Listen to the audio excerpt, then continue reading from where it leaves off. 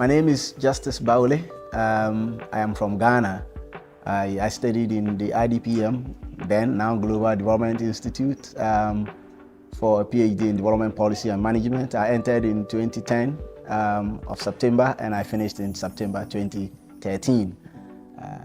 I've since gone back to the University of Ghana, where I previously worked as a lecturer in the Department of Public Administration, which is within the business school. I think that a number of reasons. When I finished my MPhil studies in Ghana, I applied to the University of Manchester, then IDPM, and wanted one of the professors to supervise me, but I think my topic was not exciting for him. And so I had to stay a few more years and to reapply, and this time not only to the University of Manchester, but to other universities. Incidentally, I got admission in 3 universities: Success, Bristol, and then University of Manchester.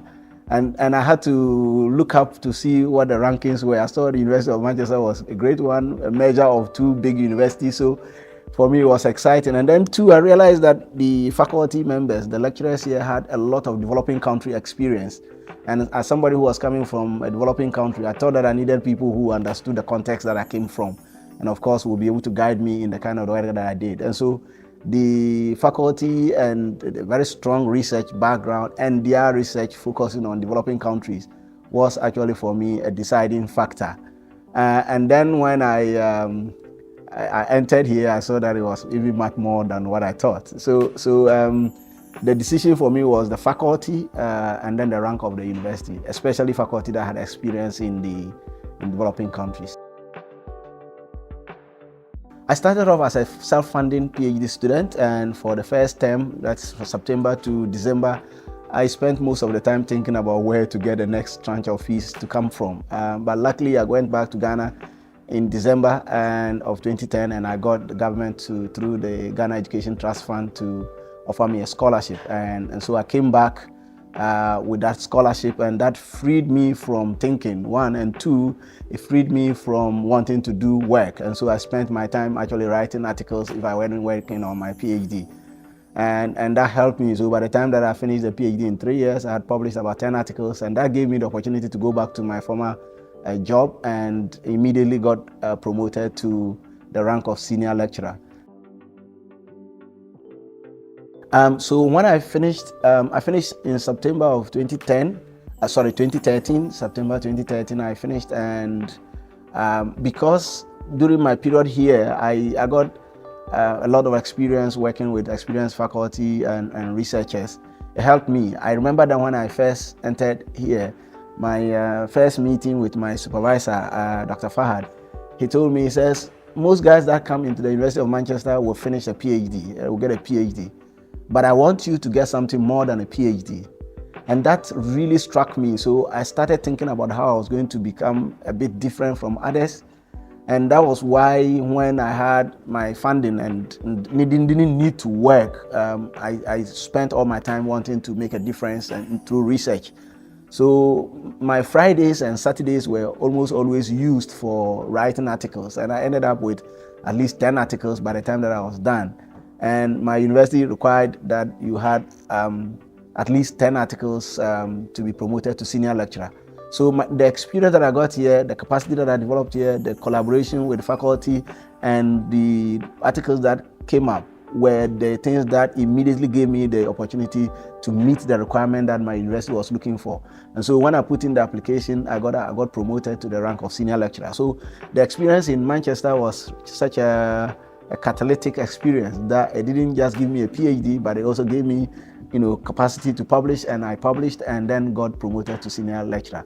Now, the most exciting part of it is that when I got promoted to senior lecturer, 8 months after that, that is the August of 2014, my head of department got appointed to another university, and we had to appoint a new head of department. And at the time, I was the only senior lecturer. So you would understand what the publication and the experience here did for me, because otherwise I would have queued up wanting to be promoted to senior lecturer, but I was already promoted to senior lecturer. So when it came up that they had to look for a new head of department, I was the only one that was the highest in rank. And so I was automatically promoted to become the head of department. And I've since served the department 2 years as head of department, and I just got my contract as head of department extended for another 2 years. So between now and 2018, I'm going to be to continue to be a head of department, and I'm happy that that was not just it, but there were also a couple of colleagues who were studying here in Manchester who were from Ghana.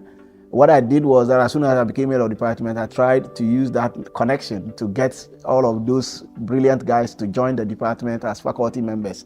And we are doing quite a lot of interesting things, sometimes in collaboration with the University of Manchester. So that is the extent to which my degree in Manchester has helped. I should say I'm excited because becoming the head of department allows you to sit on all the big committees and boards in the university. And as a career lecturer, professor, I'm hoping that is going to be something that I can use in future to help me to become the kind of professor I want to be. So Manchester has been good, and I talk about it everywhere I go.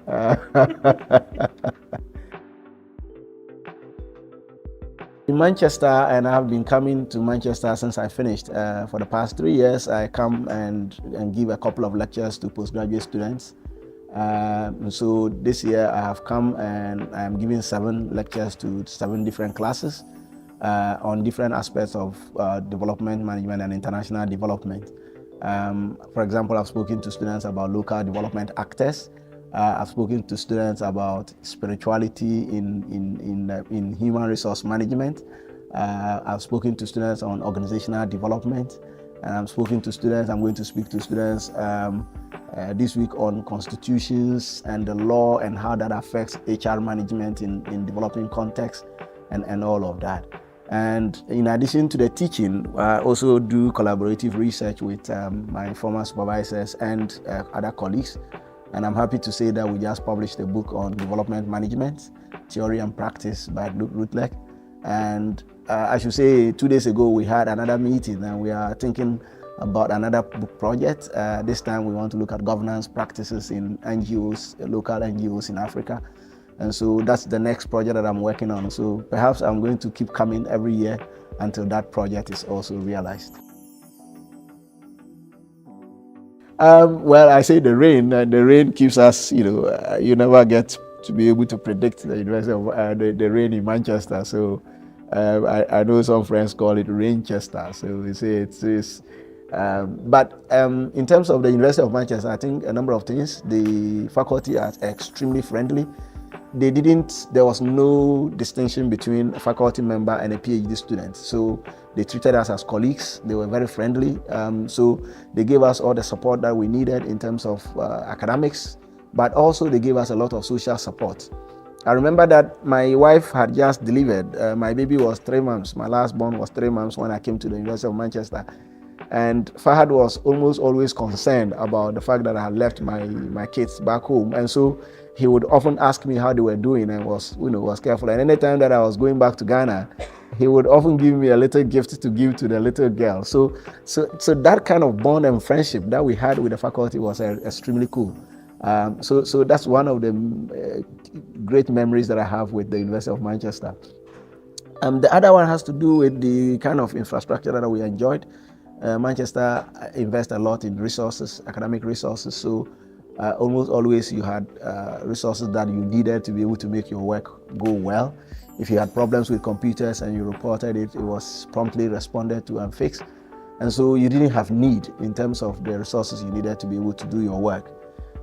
So that was also very handy for us. And I keep, when I have problems in Ghana, I make reference to it and I say, this can happen in Manchester, because in Manchester you have whatever you want to be able to work well.